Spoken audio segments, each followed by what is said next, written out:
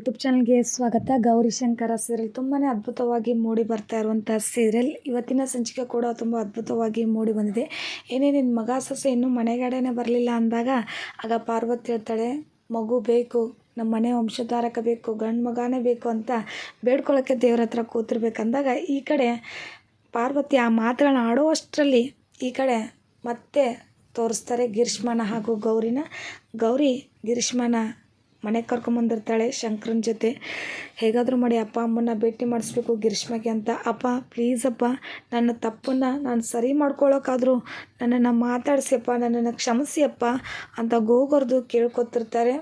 ಈ ಕಡೆ ಮತ್ತೆ ತೋರಿಸ್ತಾರೆ ಶಂಕರನ ಮನೇನ. ಅಲ್ಲಿ ಅವರು ತುಂಬಾ ಆಸೆ ಪಡ್ತಿರ್ತಾರೆ. ಪಾರ್ವತಿ ಹೇಳೋ ಮಾತಿಗೆ ಅಲ್ಲಿ ಹೇಳ್ತಿರ್ತಾರೆ, ಹೆಮ್ಮೆಯಿಂದ ಹೇಳ್ಕೊತಿರ್ತಾರೆ, ಹಾಂ ನನ್ನ ಮೊಮ್ಮಗ, ಮರಿ ಮೊಮ್ಮಗ ಅಂತ ಹೇಳ್ತಾರೆ. ಈ ಕಡೆ ಗಿರೀಶ್ಮಗೆ ಅವರಪ್ಪ ಆ ಮಾತು ಹೇಳಿದ ತಕ್ಷಣ ಒಂದು ಕಪಾಳಿಗೆ ಬಾರಿಸ್ಬಿಡ್ತಾರೆ ಎಲ್ಲರ ಎದುರಿಗೆ.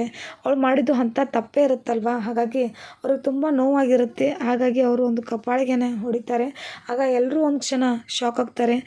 ಮತ್ತು ಇನ್ನೇನಾಗುತ್ತೆ, ಅವಳು ಮಾಡಿರೋ ತಪ್ಪು ಅಂಥದ್ದು. ಮದುವೆ ನಿಂತೋದ್ರೂ ಏನಾಯಿತು, ಮನೆಗೆ ಬಾರಮ್ಮ ನಾವಿದ್ದೀವಿ ಅಂದರೂ ಕೂಡ ಕೇಳದೆ ಮದುವೆ ಆಗಿರ್ತಾಳೆ ಗಿರೀಶ್ಮ.